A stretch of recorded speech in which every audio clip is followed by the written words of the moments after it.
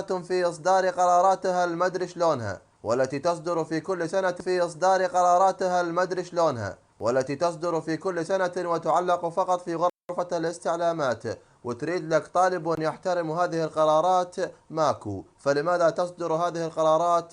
هذا اللي مدوخني. ايش بيكم تقولوا ايش بيكم؟ يعني ما تصدقون تبدا السنه حتى تنزلون قرارات كلها معقده. هاي المسؤولين بوزاره التعليم العالي، المسؤول ايش وقت ما يشتري قميص ويغسله من اول غسله ويصير ضيق عليه ينزل قرار تمنع الملابس الضيقه بالجامعات. قعد من النوم شاف مرته تشبه شيخ العشيرة بدون مكياج، ضاج ونزل قرار يمنع المكياج في الجامعات. يعني انتم يا مسؤولين وزارة التعليم العالي ايش دعوة هالقد مضغوطين من جيل الشباب؟ انت اللي حاط عقلك ويانا بسنة ال70 هم كنت طالب جامعة، وكان مثلك الاعلى الستايل مال عبد الحليم حافظ والتسريحة مال الشعر مال نظم الغزالي.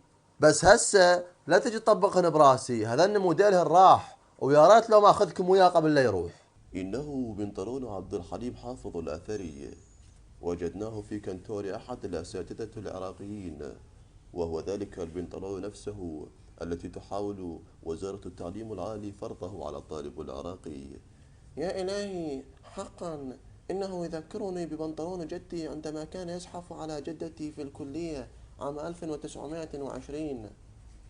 وأكد خبراء في الشؤون التكبيرية أن الطالب العراقي إذا لبس هذا البنطلون سوف لن يكبر لو يجي الحمزة. استاذ انت شايف بنطلوناتكم قبل؟ شايف بنطلونكم هذا العريض من جو؟ بنطلوننا هسه بوري. شايف بنطلونكم هذا اللي من جوا اعرض منه فوق الشرطه؟ هذا البنطلون مالك لو عندي هسه افصل منه 4 خيم وقاعد به النازحين. بعدين ما تقولوا لي الشله بتاع القميص الابيض، ادري لزقتوا عليه خمال لزقتوا عليه، ادري انا طلاب احنا نلبس ابيض، طلاب احنا لو حجاج نطوف حول الكعبه لابسين ابيض، بس اللي يعرف يغيرون خمال لزقتوا عليه. انت تشوفونا عراقيين وجوهنا مشلحه ولونها تبليطي، تلبسونا قميص ابيض ليش؟ نخرع جهال مثلا؟ استاذ حسوا شويه، انت استاذ شويه حس من تدخل المحاضره، ما تشوف ذول بالاخير قاعدين عيونهم بيض ووجوههم سود ولابسين قميص ابيض. ما تخاف؟ ما تعوذ الشيطان انت؟ ما تخاف لا يجوك بالليل بالحلم؟ بعدين شنو منزلين قرار تمنع التنوره القصيره؟ وين اكو تنوره قصيره؟ عندنا بالعراق تنوره قصيره؟ شنو هالتهمه الكيديديه؟ صار لنا سنين نداوم بالكليه ونشوف، ما يوم شفنا طالبة لابسة تنورة قصيرة. مرات صدف تصير، يعني مثلا بالمحاضرة الطالبة عضتها بقاية من ركبتها وصعدت التنورة وحكت البقاية ونست التنورة، نستها مرفوعة وصارت تبين قصيرة. الله أكبر شلون عندكم سوء ظن. وشنو هالألوان اللي منزلينها للطالبات؟ الطالبة لازم تلبس أسود لو رصاصي لو نيلي، يعني طالبة من تلبس أسود ايش تطلع؟ طالبة لو شامبو مال عباية؟ بس اريد أعرف. لا، والقرار اللاخ يمنع الكعب العالي أكثر من 5 سنتيمتر.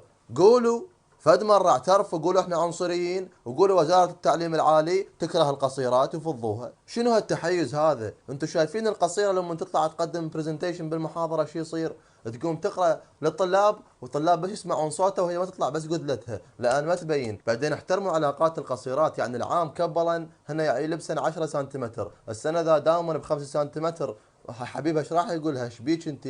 ما تقول لي اريال خما اريال نوب تصعدين نوب تنزلين، فهميني. وبهذا فنحن طلابي وطالبات جامعات العراق كافة نعد وزارة التعليم العالي بأننا سنطبق جميع قراراتها، ولكن من دبش. كان معكم من بغداد مختار طالب.